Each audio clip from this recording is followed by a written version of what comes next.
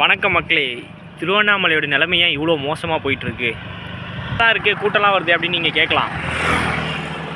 சரிதான் மக்களே, யார் வேணாலும் வரலாம், சாமி கும்பலாம், அதெல்லாம் தப்பு இல்லை. இந்த பூமின்றது வந்து எல்லாருக்கும் பொது தான். ஆனால் குடியிருக்கிறவங்கள வெளியேறி சொல்லிவிட்டு திரும்பி அங்கே புதுசாக குடியேற்றுறாங்க மக்களே. அதுதான் இங்கே இப்போ பிரச்சனை.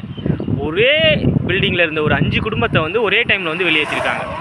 வெளியேற்றிட்டு இப்போ வேறு ஒரு நபர்கள் வந்து அங்கே திரும்பி குடி வராங்க. இப்போ என்னென்னா அவங்களுக்கு பிரச்சனை, அவங்க 5 வருஷமாக இருக்காங்க மக்களே. திடீர்னு அவங்கள காலி பண்ண சொல்லும்போது எங்கே போவாங்க? இந்த மாதிரி நிறைய விஷயங்கள் நடந்துகிட்ருக்கு. திடீர்னு பார்த்தீங்கன்னா நம்ம அங்கே திருவண்ணாமலை சுற்றி இருக்கவங்களுக்குலாம் தெரிஞ்சிருக்கும். நம்ம தமிழ்நாடு நம்மளுடைய காரோ ஆட்டோ எதுவுமே பைக்கில் உள்ளே போக அந்தளவுக்கு அலோடு இருக்காது. ஆனால் இப்போ பார்த்திங்கன்னா அவங்க அலோடு இல்லாத இடத்துல பார்த்திங்கன்னா மற்ற கார்களும் மற்ற நம்பர் போட்ட இது எல்லாமே உள்ளே போகுது. அவங்களுக்கு மட்டும் அனுமதி இருக்குது அப்படின்ற ஒரு செய்தியும் இப்போ வந்துட்டுருக்கு மக்களே. இந்த மாதிரி நிறையா விஷயங்கள் திருவண்ணாமலையில் நடந்துகிட்ருக்கு. நிறைய இடங்கள், நிறைய கடைகளை வந்து அவங்க வாங்கிட்டு இருக்காங்க. நான் என்ன சொல்கிறேன்னா, நீங்கள் வாடகைக்கு விட்றாங்க அப்படின்னா நீங்கள் வாங்கிக்கலாம். உங்களுக்கு வந்து இப்போ இடம் அங்கே வந்து வாடகைக்கு இருக்குது, வீடு வாடகைக்கு இருக்குன்னா கண்டிப்பாக வாங்கிக்கலாம். ஆனால் அவங்க என்ன பண்ணுறாங்கன்னா, ஏற்கனவே தங்கியிருக்கவங்கள வெளியேற சொல்லிவிட்டு அதுக்கப்புறம் புதுசாக தங்க வைக்கிறாங்க மக்களை. இதுதான் வேணான்றது நான் சொல்கிறது, வேறு ஒன்றும் இல்லை. இப்போ எல்லாருக்குமே இந்த பூமி, இந்த உலகன்றது பொது தான். என்னோடய கான்செப்ட் என்னென்னா, தமிழ்நாடு இது அதெல்லாம் எனக்குலாம் இல்லை. எனக்கு என்னென்னா, இந்த உலகமே நமக்கு வந்து இந்த யூனிவர்ஸ், ஓகேங்களா? இந்த யூனிவர்ஸில் தான் எல்லாமே இருக்கும். இது தனித்தனின்றது வந்து நம்ம சொல்ல முடியாது எப்படி இருந்தாலும்.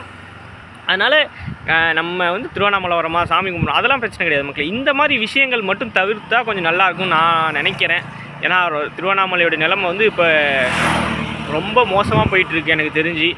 ஏன்னா இப்போ கூட்டங்களும் பயங்கரமாகிட்டு இருக்குது. அதுக்கேற்ற மாதிரி இப்போ இன்னும் போகிற போக்கில் பார்த்திங்கன்னா, நம்ம திருவண்ணாமலைக்குள்ளே போகணுனாலே அதுக்கு முன்னாடியே முன்பதிவு செய்யணும். அந்த மாதிரி நிலைமை வர்றதுக்கு அதிக வாய்ப்பு இருக்குது. ஏன்னா அவ்வளோ கூட்டங்கள் இப்போ போன இதில் பார்த்துட்டிங்கன்னா தெரிஞ்சிருக்கும் உங்களுக்கு எவ்வளோ கூட்டங்கள் வந்திருக்குன்னு, ஓகேங்களா?